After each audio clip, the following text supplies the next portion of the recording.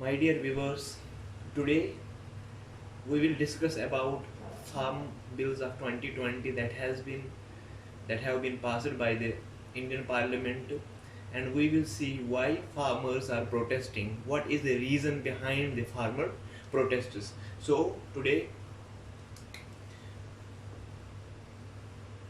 the topic is we are going to study about farm bills farm bills 2020. We will also discuss why farmers are protesting, why farmers are protesting, and we will also discuss, can center legislate in agriculture, since farm bills are associated with the agriculture of the country. So can center legislate in the agriculture? So let's start.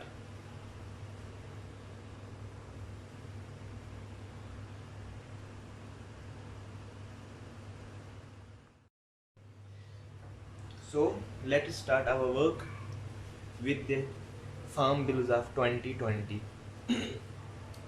In the monsoon session of the parliament, the Indian parliament, that is the central government, passed three agriculture bills associated with the farming, and these bills are called agriculture or farm bills 2020. So in September of 2020, Indian Parliament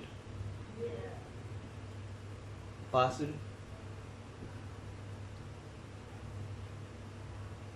three laws. Okay, three bills are being passed by the Indian Parliament, and these bills are called farm bills. Farm bills of 2020. So what is the argument of the government for introducing these bills, for making farm acts of 2020? First, the argument of the government is that these bills can revolutionize the farmers, this agriculture sector. It will increase and improve the efficiency and infrastructure in the agriculture sector. This is the main argument that is being put forth by the government, and they are saying that farmers will benefit from these farm laws heavily. Now let us discuss these three bills.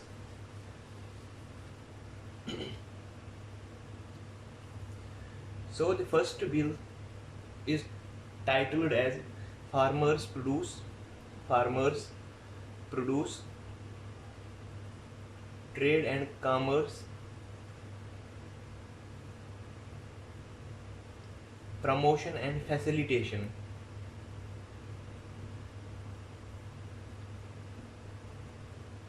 Act of 2020.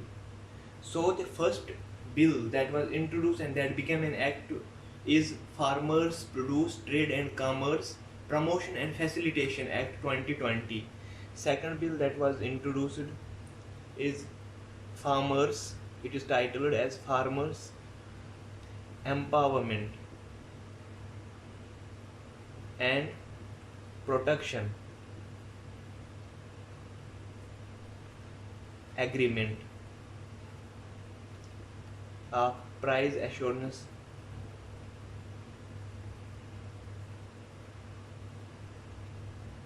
and Farm Services Act 2020. So the first act we discussed. Second act is Farmers Empowerment and Protection Agreement of Price Assurance Farm Services Act 2020. And the third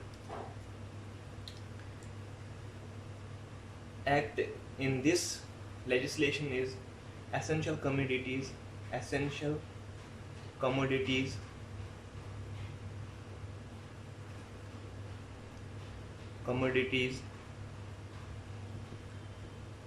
Amendment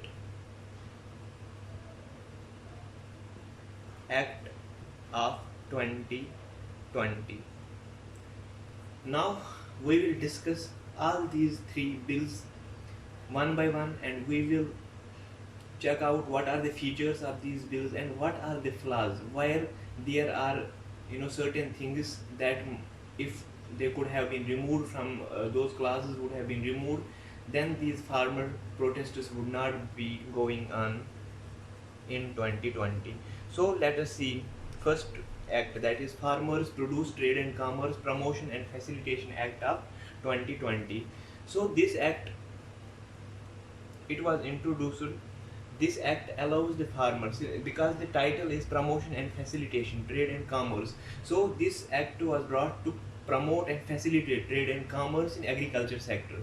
This act will allow the farmer to trade their agriculture produce outside the physical markets, that are the mandis, which are notified by the various state governments and state agriculture produce marketing committees.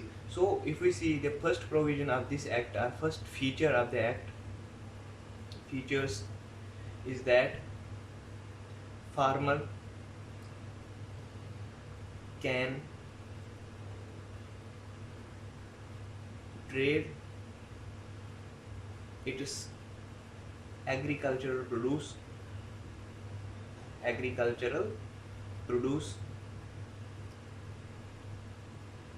outside. These are the features: outside physical boundary, or outside physical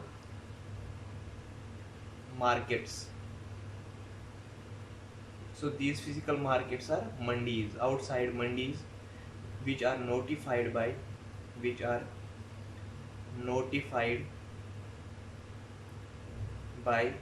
state agriculture produce marketing committee.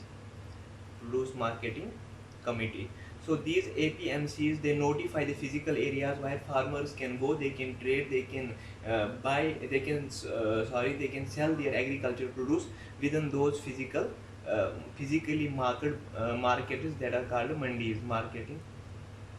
So these APMC, that is agriculture produce marketing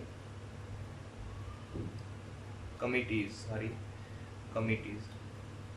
Okay, so this is the first feature of the act. It will facilitate the trade in farming sector outside the physical market, that is mandis.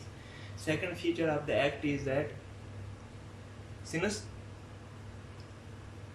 it bypasses the APMC, that is agriculture produce marketing committee, so it is also known as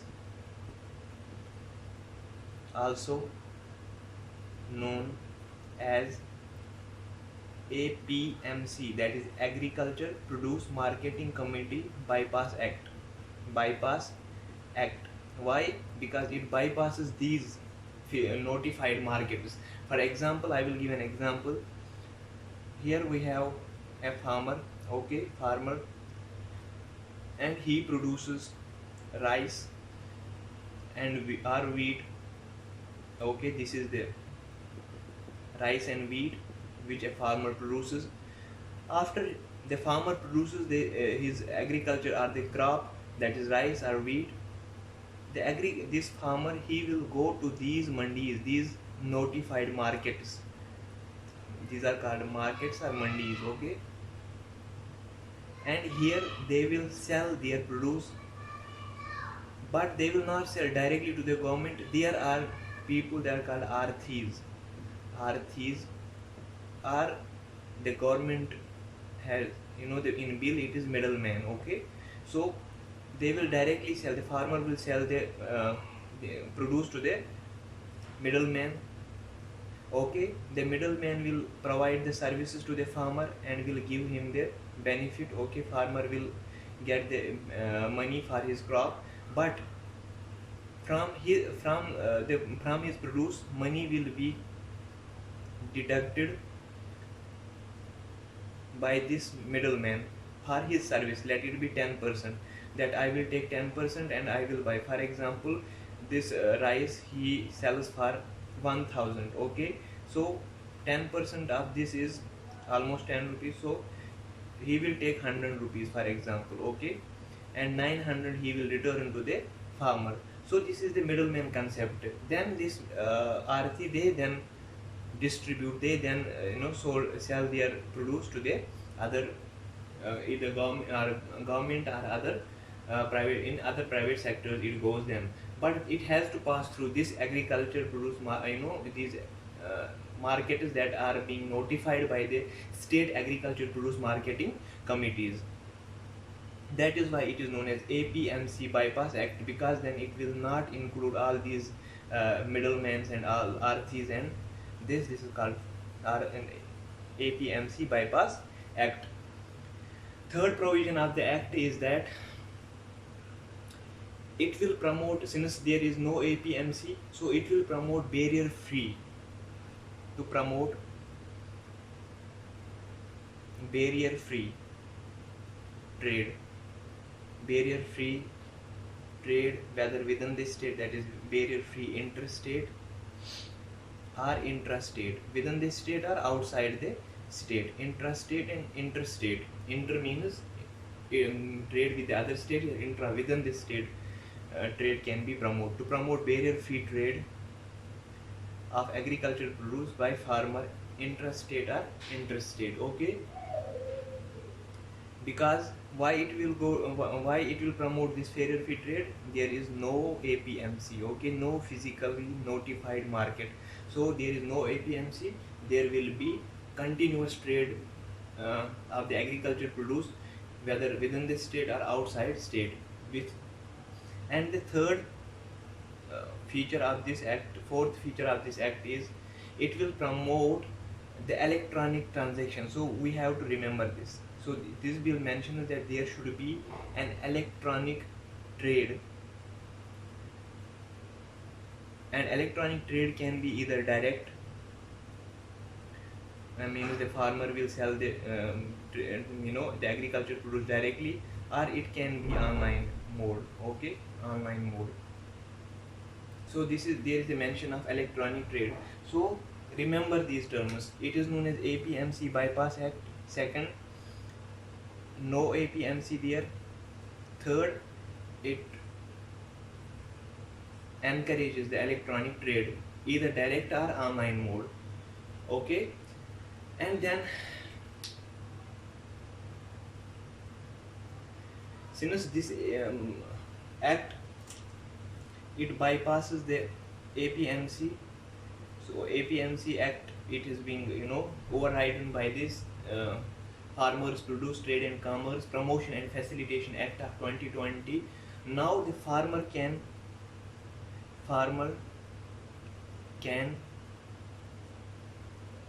sell its agriculture produce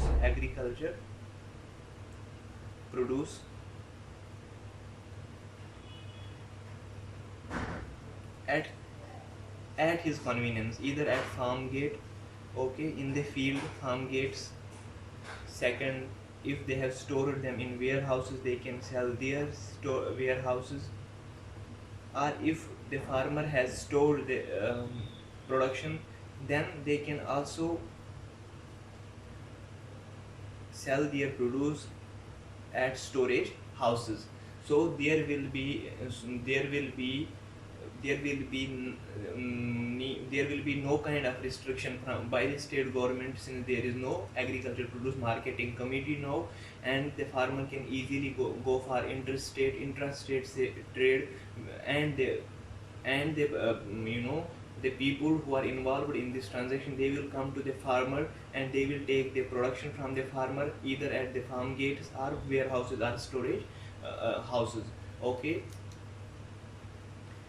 and another feature of this act is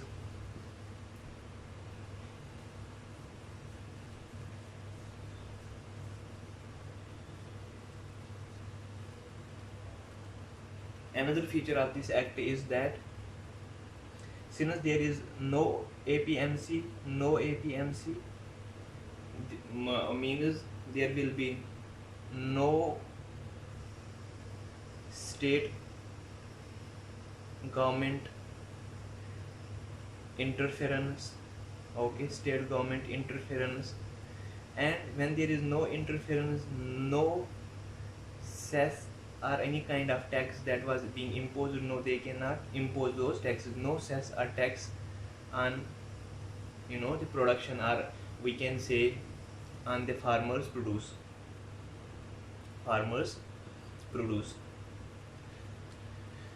Okay, this is another feature of this Farmers Produce Trade Commerce Promotion and Facilitation Act of 2020. So what we learned, that there will be no physical markets or mandis. Second, we this is known as APMC Bypass Act. Third, it will promote the barrier-free inter or intrastate trade. Fourth, there will be electronic trade, whether direct or online.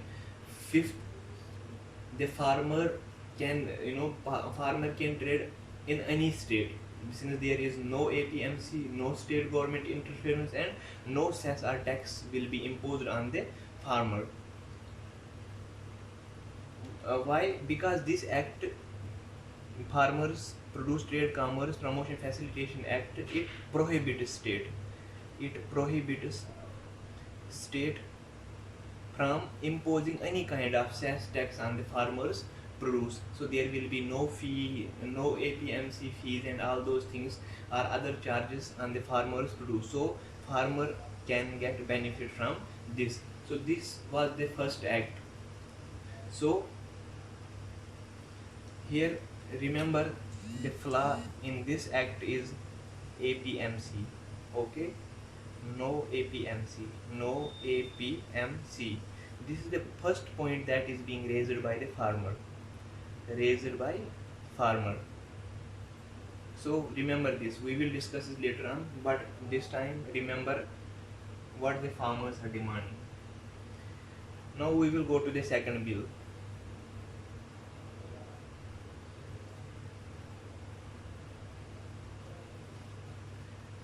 Second bill is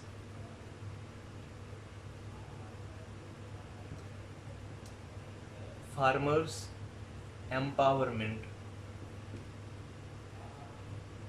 and Protection. Farmers Empowerment and Protection Agreement of Price Insurance, Price Assurances, and Farm Services Act of 2020. This is the title of the second act or second bill, that is Farmers Empowerment, Protection, Price Assurance, Farm Services Act of 2020. So in the title it mentions there will be empowerment of the farmer, and the farmers will be protected from the outside players, and there will a price assurance will be provided to the farmer. Now let us see the the various features of this act or bill. So first feature of this bill, if we see, is that this act seeks to provide the farmer a framework to engage in contract farming. So first, it seeks to provide framework to engage in contract farming. Okay, contract farming. So the point that I am highlighting, please note them and highlight these points. Contract farming. So what is contract farming?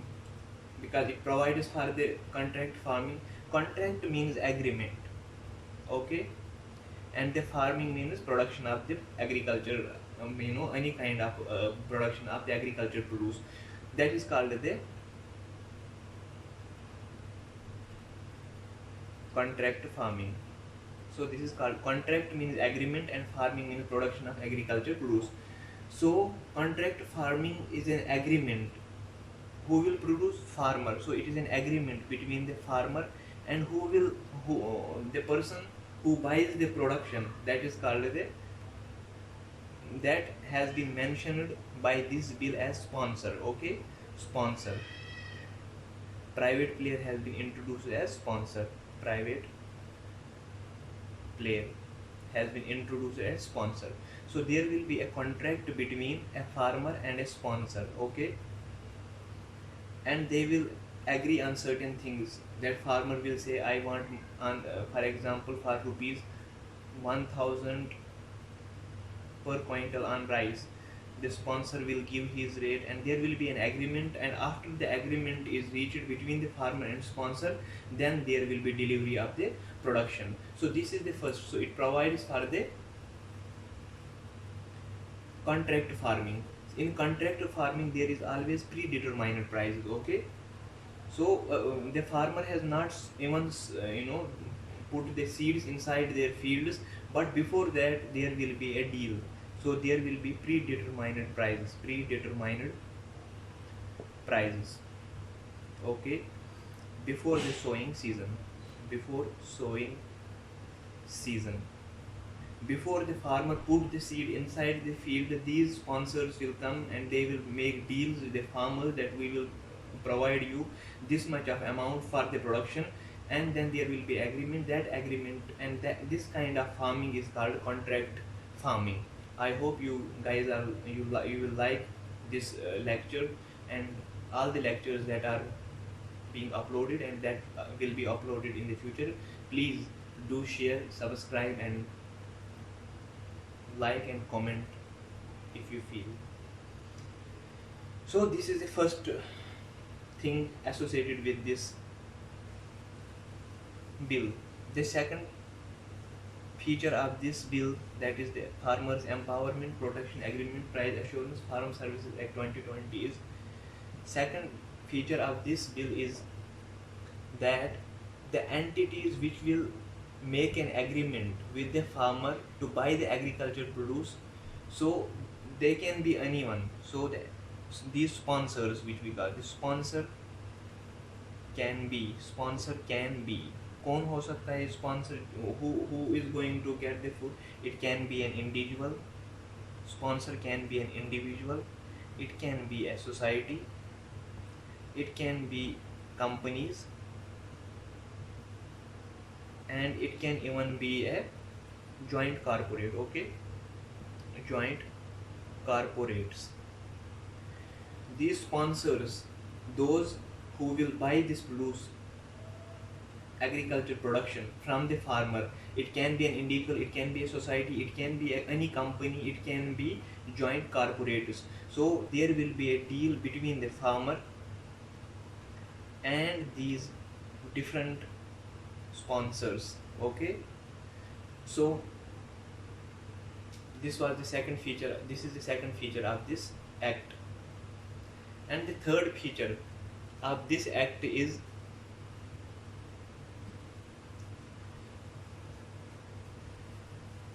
setting up agreement, farming agreement, setting up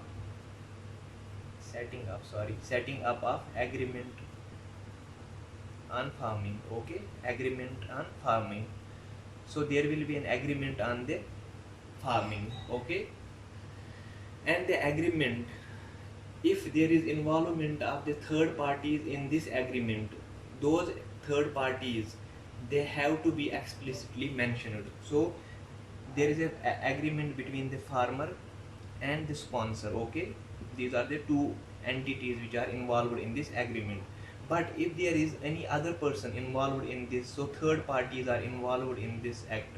Okay, third party involvement. Okay, third person is involved in this act, then the third person should be mentioned. This bill says that the third party should be mentioned. It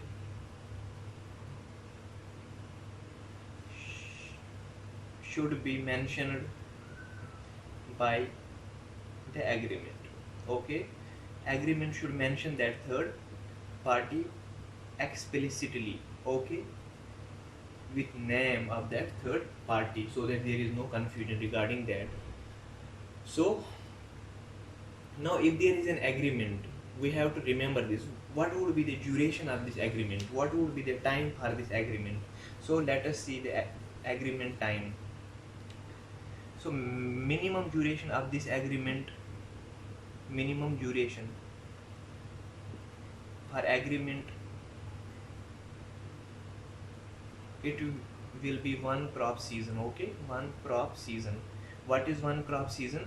Means, for example, if in November wheat is sown, okay, wheat, then from it is sowing till harvesting, that time is called cropping season. Okay, till it harvests, that is called cropping season. For example, it is around June.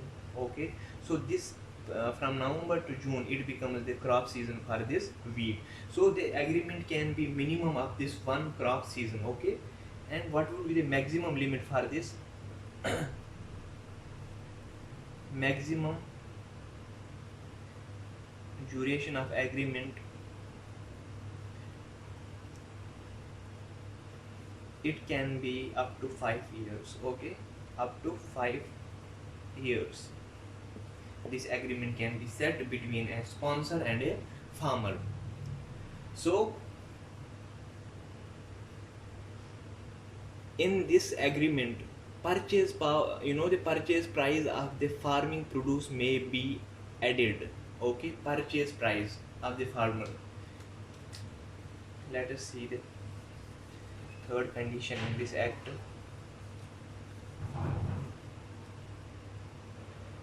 So agreement is there.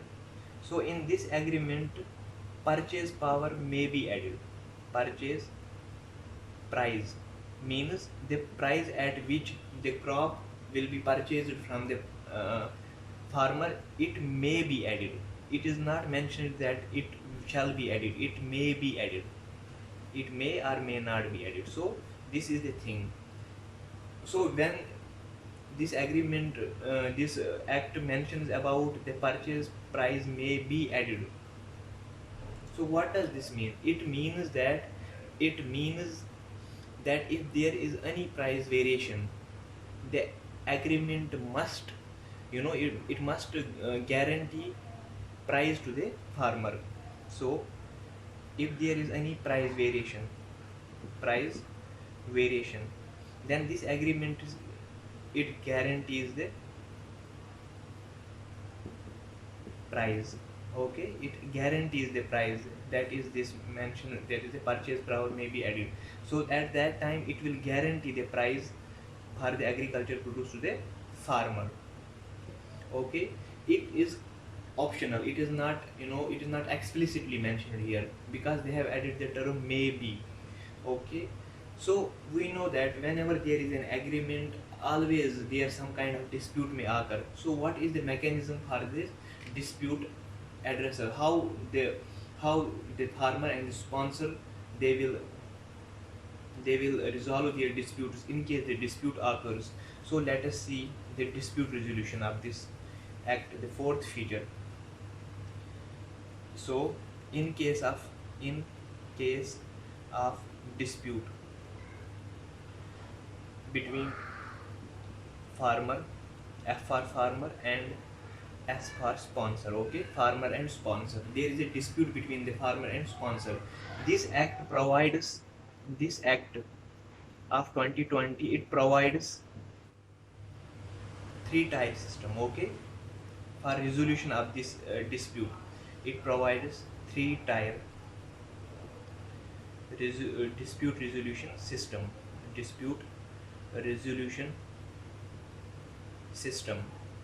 So what are the three tiers of this system, dispute resolution system? First is conciliatory or conciliatory authority. Okay,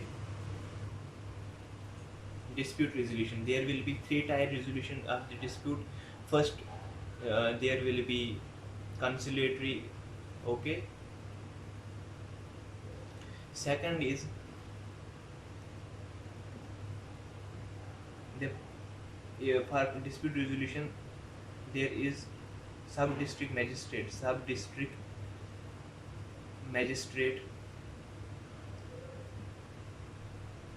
can resolve the dispute between the parties, and these are the two things that are explicitly mentioned in the act. So there is a conciliation, or there will be a sub-district magistrate to whom the farmer or the sponsor can approach for the dispute resolution. So there is no mention of higher courts. Okay, higher courts. So this point, since this point is not mentioned that the farmer can go to the High Court or Supreme Court in order to settle the dispute related to the agreement mentioned by this Farmer Empowerment Protection Agreement, Price Assurance and Farm Services Act of 2020. This is the second point that is being raised by the farmer. So we will discuss this again. So this is the second point. Remember this thing. So what will be the conciliatory authority? These conciliatory authority, if there will be representatives from both sides. For example, farmer will have his or her representatives. Okay, representatives. The sponsor will also have their representatives, and these representatives they will come to any common discussion. Common agreement or common discussion. So if they reach to a common conclusion, then this conciliatory body will resolve the dispute. If the dispute is not resolved here, then it will move to the second stage, that is sub district magistrate. The sub district magistrate can resolve the dispute. Okay, resolve the dispute. And there is also another, that is appellate authority. Okay, so third that is mentioned here is that the farmers or the sponsor can also approach appellate authority. Okay, so appellate authority, they can approach the appellate authority for their dispute resolution, but there is no mentioning of the courts, High Court or Supreme Court. So this is the second flaw in this act. Now let us see the another feature of this second bill or second act, and it is the most raised concern by the farmer, that there is no mention of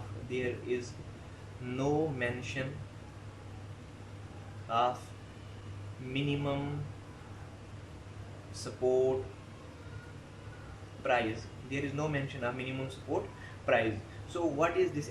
That is MSP. What is this MSP? MSP is the minimum support that government provides to the farmer for their production in certain for few for few products, agricultural products. 24 are there, but actually it is being provided to two only: rice, wheat. It is being provided heavily. So for these two crops, this MSP is being provided, but there is mention of 24 products in this MSP. So what is this MSP? MSP, it guarantees the minimum support to the farmer. For example, in case of crop failure, or if there is any kind of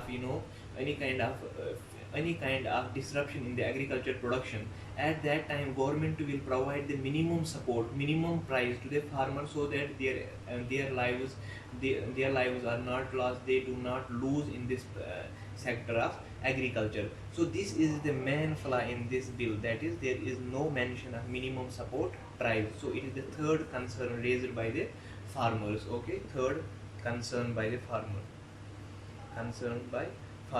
So when there is no mention of the minimum support price, what will happen? There will be exploitation of the farmer. They might be forced to sell their money, to sell their produce at very nominal rates. We have to remember this thing.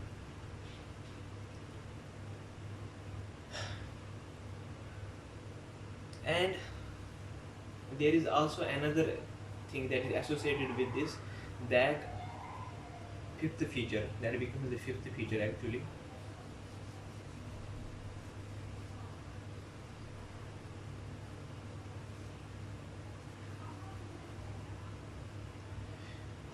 This delivery of the so there is no mention of the minimum support price, so buyer need to offer the farmer. So for example, there is a sponsor, okay, and there is farmer. The farmer produces his crop, okay, now he want to sell the crop, but this sponsor he is not ready to buy. Okay, ready to buy, ये बोलता है इसको मैं नहीं खरीदूंगा. So what will happen? either this crop will be destroyed, okay, crop will be destroyed, or it will get spoiled, or so in order to prevent the spoiling of this crop, the farmer is compelled to sell to him at any rate whatever the sponsor will demand. So this concept, this will exploit the farmer completely. It will completely disrupt the farming production and all these things. Okay, now let us discuss about the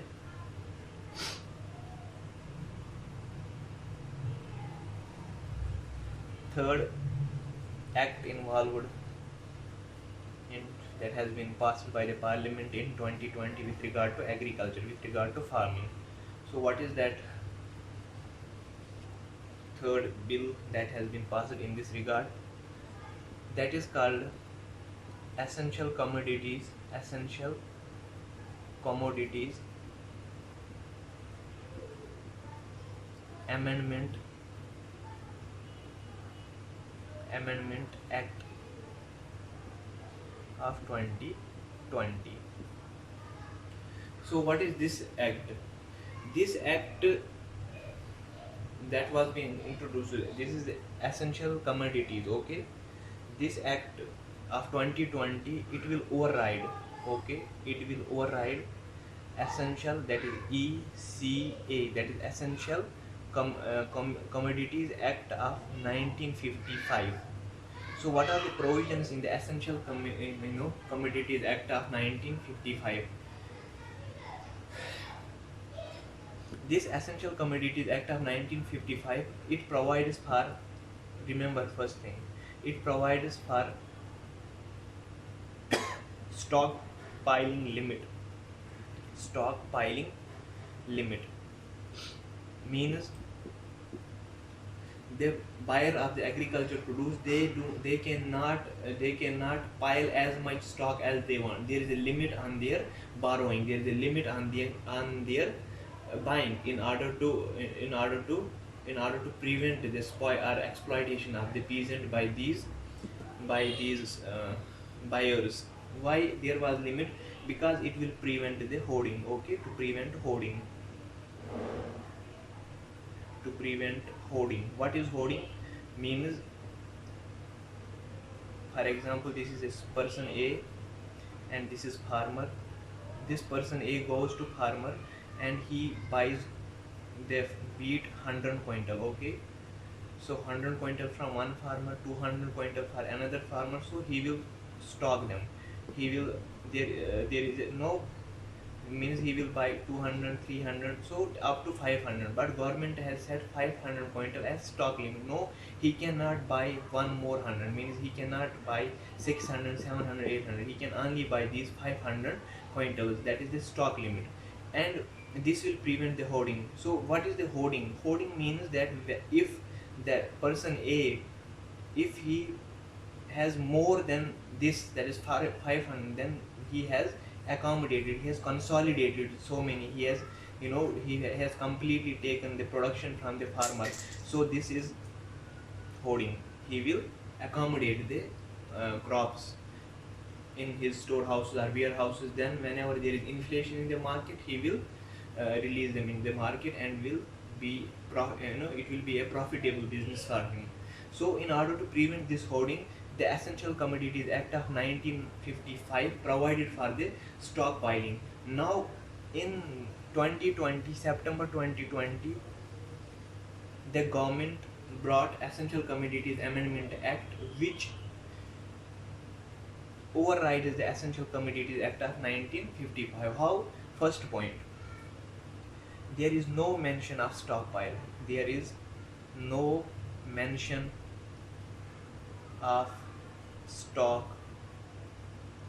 piling limit, okay, piling limit. So there will be no limit on the stockpiling by the sponsor, okay. Means the sponsor can be an individual, firm, company, or it can be any joint corporate. They can buy as much as they want, and this will lead to exploitation. Why?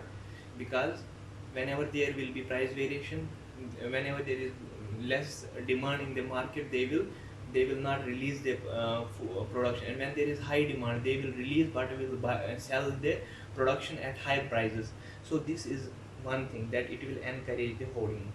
So this is my analysis. It is not that it is mentioned in the bill, but I think it will encourage hoarding. Okay, it will encourage the hoarding and exploitation of the farmer. So no mention of the stock limit. So why the government, what is the argument of the government, you know, um, why government brought this act? So argument by the government is that this act will restrict, it will restrict interference in the supply, production and distribution. So this act will restrict the interference of government in supply, production and distribution of agricultural produce. Produce.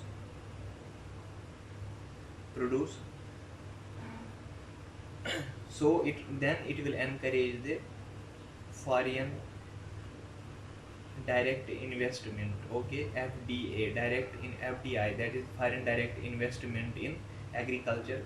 Second, it will encourage the private players to enter freely in this sector, in agriculture sector. Okay, this is the argument being put forth by the government. Now let us see the another feature of this act, what this Essential Commodities Amendment Act of 2020 did. So there were so many cereals, pulses, oils that were mentioned in the edible oils that were mentioned in the Essential Commodities Act of 1955. Now this act will completely remove these cereals, pulses, oil seeds, edible oils, onion and other commodities like potatoes have been removed from the list of essential commodities. So we can say many pulses means all pulses. So many farmer production, that is pulses, cereals, edible oil, onion, potato, they have these production has been these crops have been removed, okay, from the list, removed from essential commodities list, that is ESL, that is essential, ECL, that is essential commodities list. So these have been removed from there. So now these are not essential commodities, means why they are being placed in the essential commodities, because it provides some benefits that they will be, whenever there is a sale of these crops, they will be taken on priority, but no priority will be given to these crops, pulses, cereals, edible oil, onion or potato. So they have been removed from this list, essential commodities list. And third thing, that government can, if there is a third feature, that government can impose stockpile limit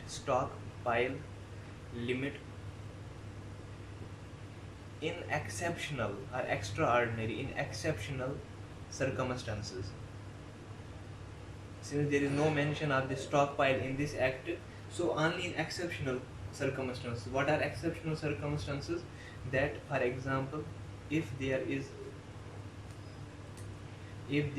flood, there is drought, there is famine, or other natural catastrophes, the natural disturbances. At that time the government can impose the stockpile limit in order to prevent the exploitation of the common man, and to prevent the price rise of these products, or the production agriculture produce, to prevent the inflation and to prevent the common man. So only in exceptional cases it will be done. So these are the exceptions while the stockpile can be limited. And the fourth thing that is the fourth feature of this act is that this stock limit, it will be only based on the price rise in the market. So we have to remember this. There are so many ambiguous statements in this act. Now let us see. Fourth thing, that stockpile piling limit will be based on price rise only. That is, if there is price rise, for example, what the price rise? For example, if there is increase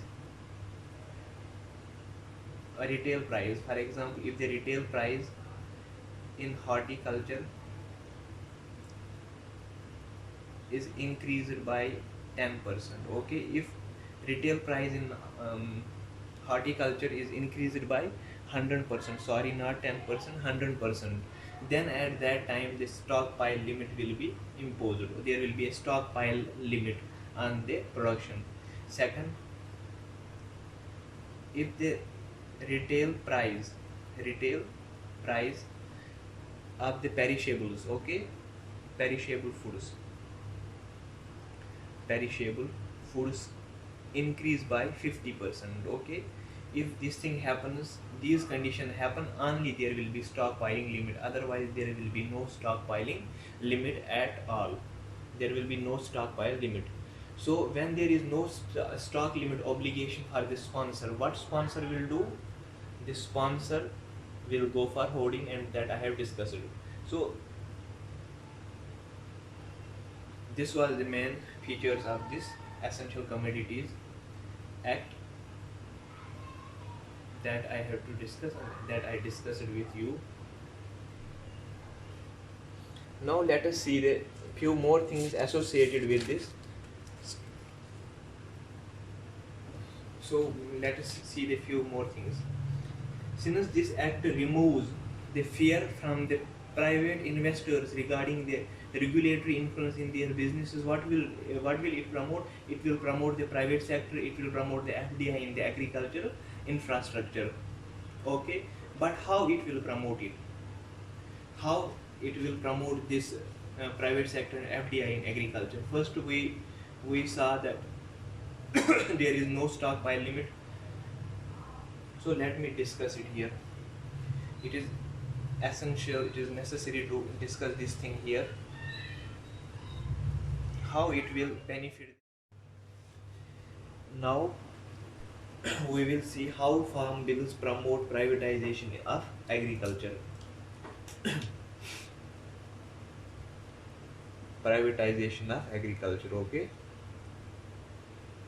First, if we see, this act removes the fear from the private investors, okay, removes fear from private investors regarding what? Regarding regulatory influence